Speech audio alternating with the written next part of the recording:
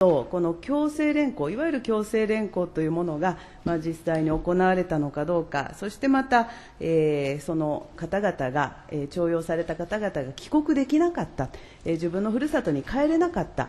そして残ってらっしゃるということについて、事実関係というものを国として明らかにし、その上で結論を出していくということも必要であると私は思います。それを外国人参政権、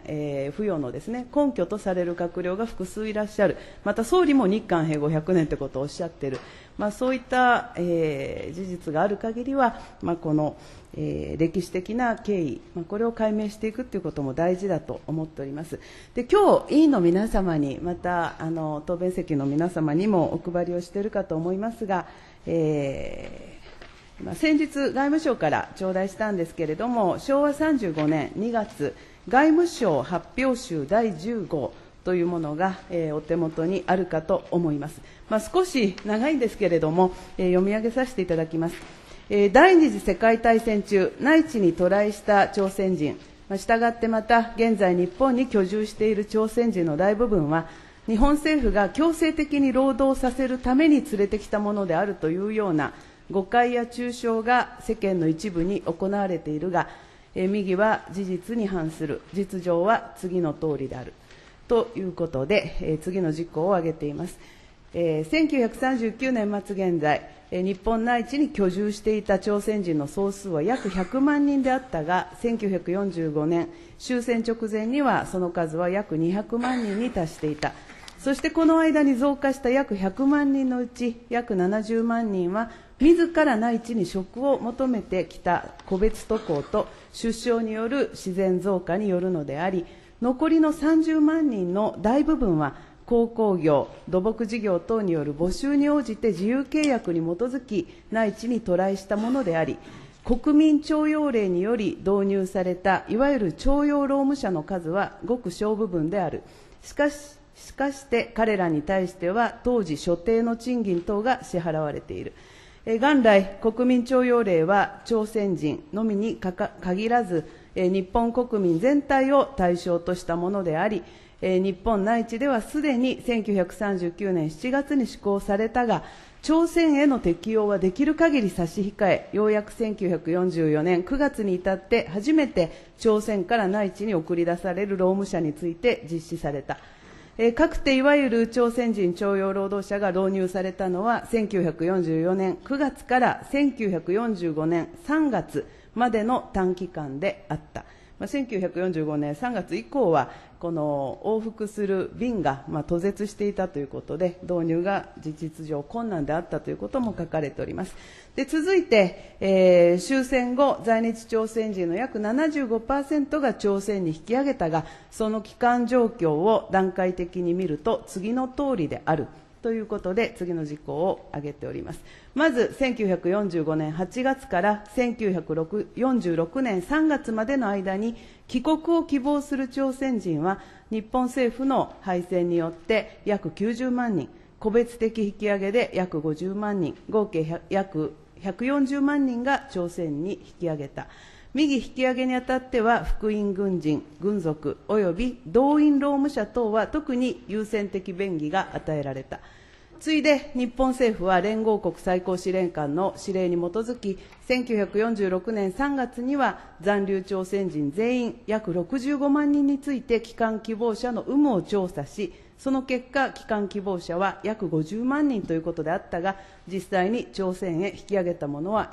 その約 16%、約8万人に過ぎず、残余のものは自ら日本に残る道を選んだ。その後、ちょっと北朝鮮関係の方のこと書いてあるところを飛ばします。で、こうして朝鮮へ引き上げずに、自らの意思で日本に残ったものの大部分は早くから日本に、来用して生活基盤を築いていたものであった。戦時中に渡来した労務者や復員軍人、軍属などは日本内地に馴染みが少ないだけに、終戦後、日本に残ったものは極めて少数である。すなわち、現在登録されている在日朝鮮人の総数は約61万であるが、最近、関係省の当局において外国人登録票についていちいち渡来の事情を調査した結果、右のうち戦時中に徴用労務者として来た者は245人に過ぎないことが明らかとなった。そして前述のとおり、終戦後、日本政府としては帰国を希望する朝鮮人には常時帰国の道を開き、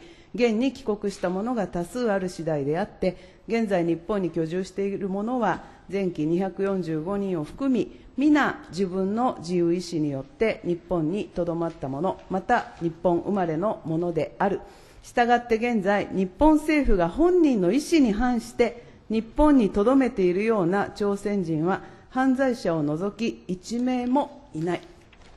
というものでございました。これは外務省の報道用資料でございます。外務省発言集について、その位置づけを確認いたしましたら、そういうことでございます。この記載がもし正しければ、いわゆる強制連行と呼ばれる事実がなく、同じ日本国民としての戦時徴用と呼ぶべきであるということ、それから昭和35年時点で、戦時中に徴用労務者として日本内地に来られた方が、245人に過ぎず、原口大臣がおっしゃった強制連行論というのは、46万9415人も現在おられる永住韓国人への参政権付与の根拠とはなり得ないこと、そしてまた、日本政府として特にこの戦時徴用者を優先して、韓国に帰還したい方々の帰還支援を行っていたということが示されたと言えると思います。そこで外務大臣に伺います。外務大臣はその歴史的経緯にかかわらず、すべての永住外国人への参政権付与を目指される立場だと、これまでのご発言から私は推測をいたしておりますけれども、複数の閣僚がやはりこの強制連行論を参政権付与の必要性の根拠にされているので、この昭和35年2月の外務省発言集第10号の記載というのは、現在も有効なものなのか、それとも無効なものなのか伺います。岡田大臣。今、委員ご説明いただいたこの資料の正確というのは、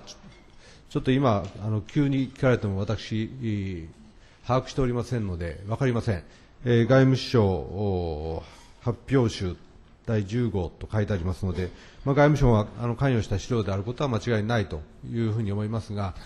これが現在の外務省の考え方を示すものであるのか、その後ですね、異なる見解があったのかなかったのか、そういうことについては、突然のご質問ですので、私、把握しておりません。委員長。高市君。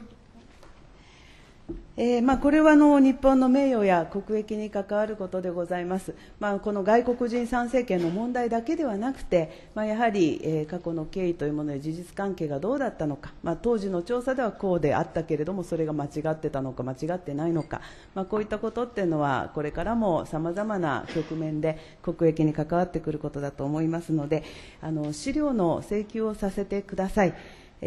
の外務省発言集というのは、昭和35年の、上半期からは外務省公表資料集と合併して外務省公表集となりました。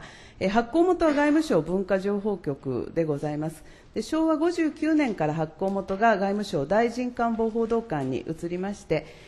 それから、現在はプレスリリースという形になっておりますが、こ